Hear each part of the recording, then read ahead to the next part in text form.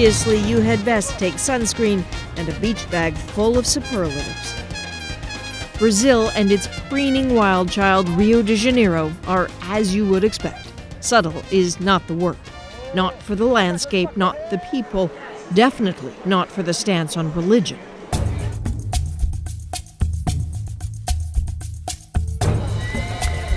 That Christ the Redeemer statue looming as large as the history of the Catholic Church here, the most populous Catholic nation on earth. So forgive the Vatican for thinking Brazilian loyalty was a lock. For having faith, it always would be.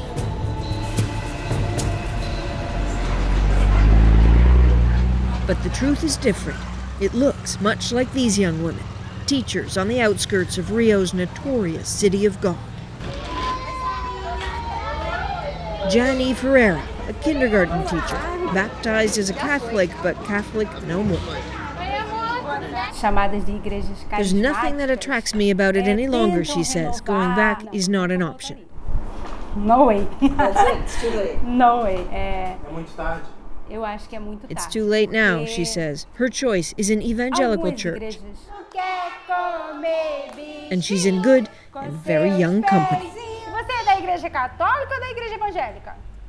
They're little, but they seem to get the difference between Catholic Mass and evangelical services, and most seem to come from evangelical families.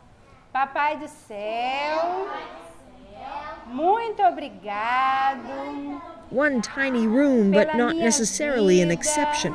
Increasingly, this is the rule. Obrigada pela minha escola. There is no doubt Brazil is changing. 30 years ago, 90% of this population was Catholic. Now it's maybe 60% and dropping fast. Dropping in poor neighborhoods and in wealthy ones too. Why? Well, it's a shift in spiritualism that seems to come from a shift in fortunes. Brazil is booming. People simply want something different from their faith. A swelling middle class, growth so fast, Sao Paulo adds 1,000 new cars on the road every day. Phones, appliances, all craved by first-time consumers. And the Catholic Church? The man who tracks the changes says it better watch out. If Max Weber were alive, he would say, he'll look at the situation and say, well, I had a point there. No, when I say that the Catholic Church ideas are not so good for capitalist workings. People need a religion that connects with their life conditions. If I'm going up in life, I need a theory who gives a religion who puts strength on work, on education, and on having less kids. 6 months ago. Wow. Going up in life is precisely Jani Ferreira's path. She wanted us to see the first home of her own. A refrigerator, a stove, a smartphone. All this from a woman who started working at the age of 4 picking cotton. What a shift. I feel like it's almost a dream come true. I went hungry. I've been working since I was 4, and today I've achieved my financial independence with a lot of hard work. And she's sure she made the right choice leaving the Catholic Church. Says it just didn't make her feel good. I was never fond of the Catholic Church's preaching the idea of suffering. Maybe that's why I identified myself so much with Protestantism.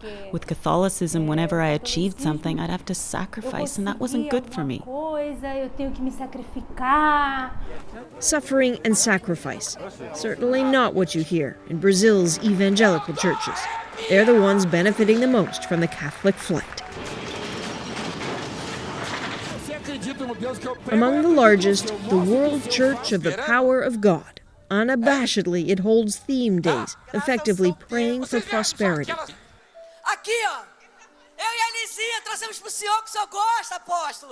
Gleeful parishioners with new homes, new watches, new fortunes, thanking God and thanking a man they know as the Apostle. Valdemiro Santiago, a net worth of $220 million and a following in the millions. This is just one of his Sao Paulo services.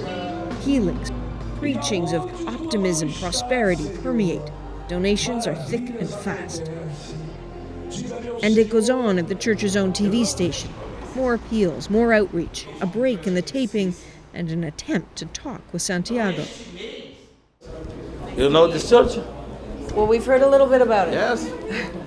What is... You watched my program in Canada? I wish I could say we did, but we haven't.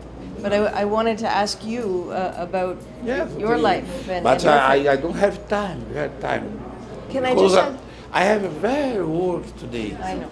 Sure, he's busy, but he's also proud of what he built, and it's a lot. Come on. The second wealthiest pastor in Brazil, and yes, that's a model of his plane, for the church, of course.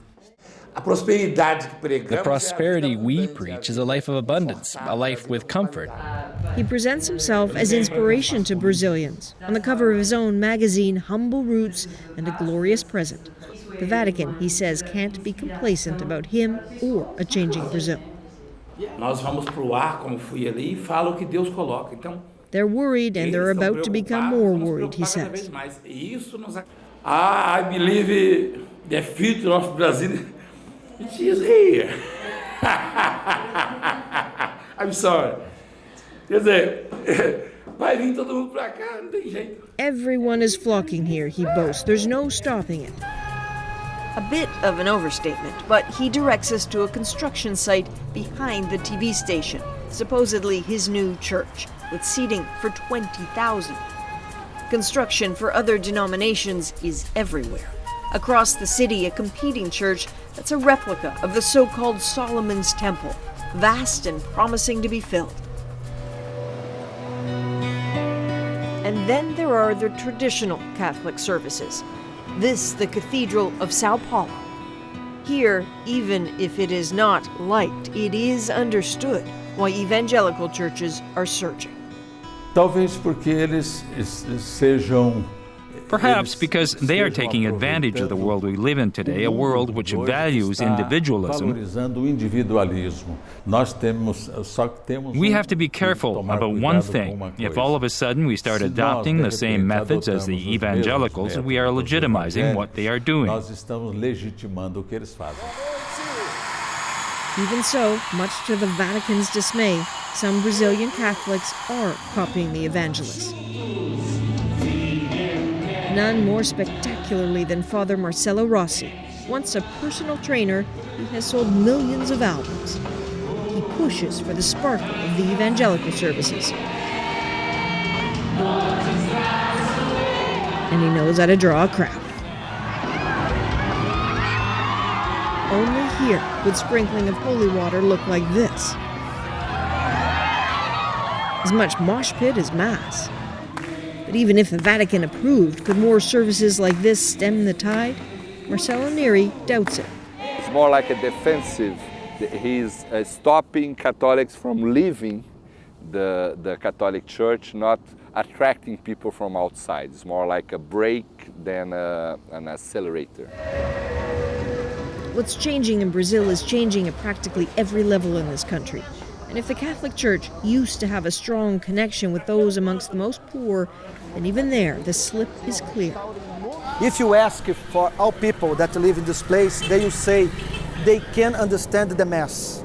This is one of the biggest problems. They can understand what the priests teach.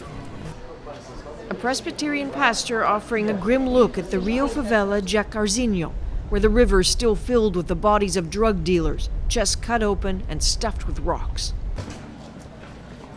He insists we see a place where bullet holes are fresh, cops on alert. Pay attention, he says, to the Protestant churches feeding people, connecting with them, creating a new normal. They give hope for people, okay? Because for the evangelical church, poverty, there is no virtue in poverty. So they teach people to go, to work, to dream. This is one of the churches here? 4 months ago, he says walking these lanes was an invitation to be shot. Truth is, he still travels with local muscle. But thanks police and faith for the danger dwindling. He sees shifts strangers wouldn't notice. Small religious phrases and signs. Open enthusiasm for something new. But wouldn't it always have been like this in Brazil? I'm sorry? I mean, wouldn't that always have No, been it's the case? completely new in our history. This is a Protestant phenomenon. A Protestant phenomenon Yes, because only. people is converted and he decided to express their faith in the most different kind of ways. It's a plurality of choice that's changing Brazil, changing the economy and the soul. Nowhere is that clearer or louder than the streets outside the city of God. This is Jane Ferreira's small evangelical church, its service drowned out by the out-of-tune strains of another denomination across the narrow road. A cacophony of faith. This seems the new Brazil, far from the one the Vatican knew, and possibly far from the one the Vatican wants. Adrienne Arsenault, CBC News, Rio de Janeiro.